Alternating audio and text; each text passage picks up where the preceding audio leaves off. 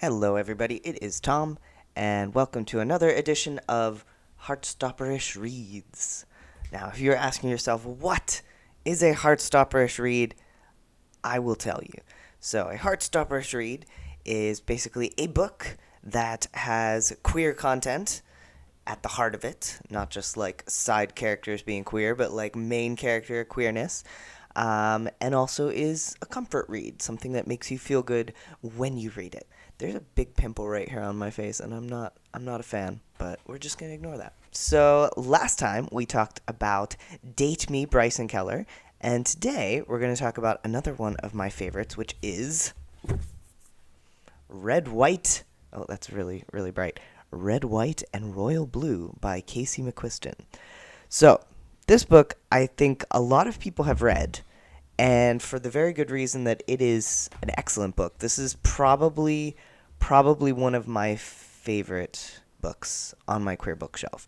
So, just to give you a little rundown of the premise, in case you are not familiar. Okay, so this book is about two guys. One of them is Alex, right? Yes. Who is the son of the first female president of the United States, and the other is Henry, who is a prince of England. So basically, this is one of your enemies to lovers kinds of situations where it starts off with Alex really despising Henry. We find out later that like their first meeting did not go great, and Alex felt kind of slighted by the prince, and there's more to it than that, but I won't get into it.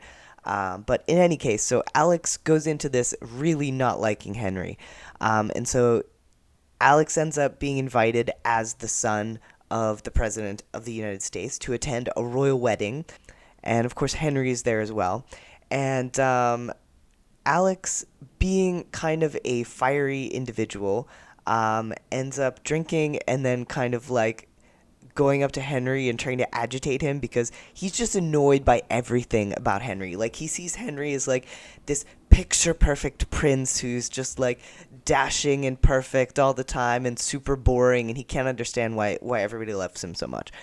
So Alex goes up to him and is like, "Yeah, bro, what's up?" Ha ha ha. That's not what he says. That's not exact dialogue, and he's not a dude, bro. I don't know why I said that. But anyway, throughout the course of this, like, Alex is basically trying to get a rise out of Henry, and Henry is very polite and stiff at first, and then he does actually start getting a little pissed off, and like starts to walk away, and Alex grabs his arm, and when Henry pulls away, basically they both overbalance and crash directly into the wedding cake, which cost about $75,000 if I recall. So this of course causes an international incident where everyone is like, "Oh my god, the son of the president of the United States hates the prince, hates one of the princes of England. Oh my god, there's going to be a war." Not that, but so there's a lot of pressure from Alex's mom, the president, who's very cool. I really like her a lot. All the characters in this book are super cool. So there's a lot of pressure from Alex's mom and just, everybody on staff for Alex to show the world that not only is he okay with Henry, but he and Henry are BFFs. So, like, they have to do this media campaign to try to show everyone that, no, they weren't fighting. That's not why they crashed into the cave together. They were just dudes being bros.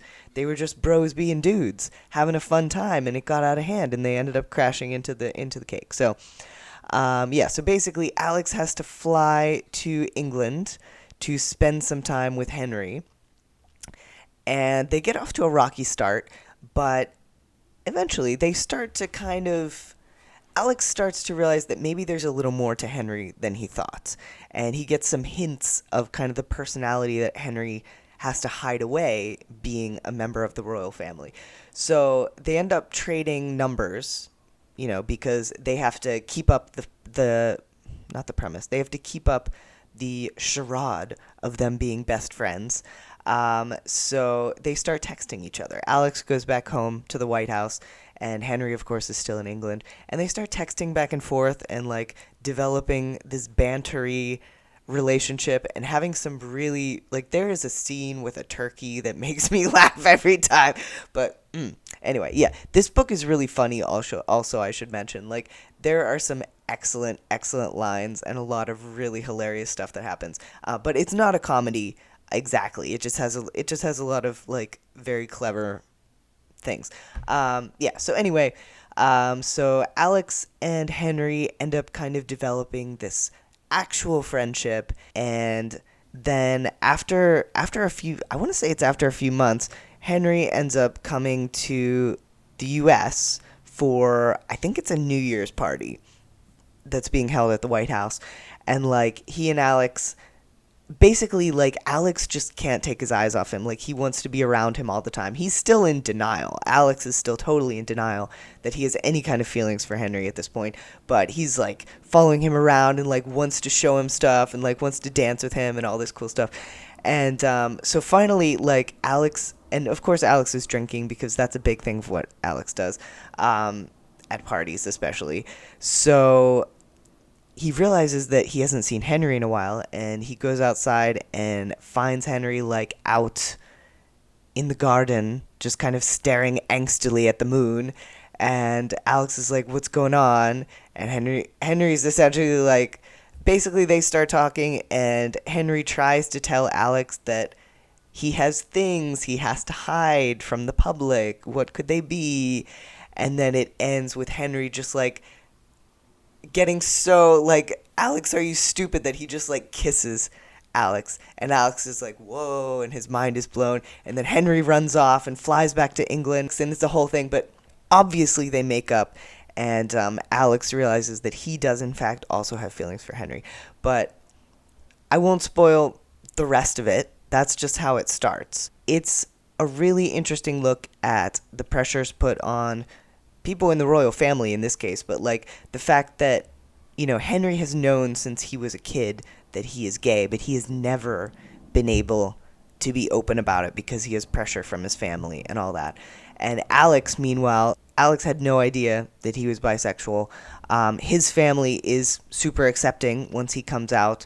A lot of the plot is Alex and Henry, first of all, getting over like the hurdles of their relationship, getting closer, trying to spend time together when they live like thousands of miles apart across an ocean, and then trying to hide their relationship from the public, because if it gets out, it could be really damaging for both of their families, because it's an election year, so Alex's mom is coming up on the election, and if there's a scandal, then that could wreck her chances. So like, there's a lot going on. Like this book, so this is definitely a feel good sort of book, but there's some angst. Like there are some times when some shit happens.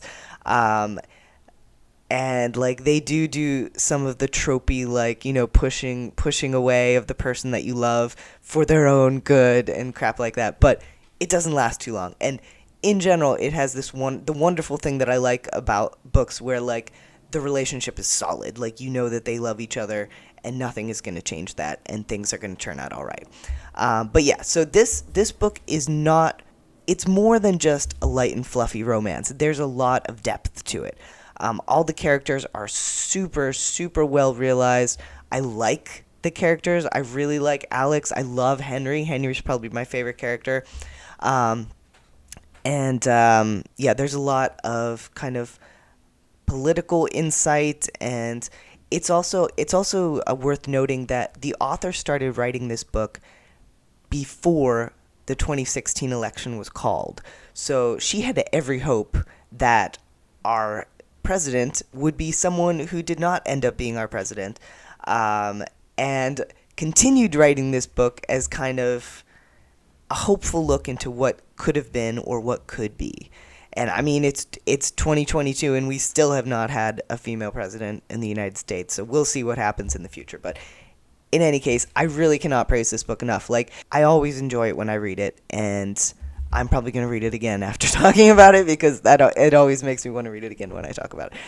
But yeah, so I highly recommend this one.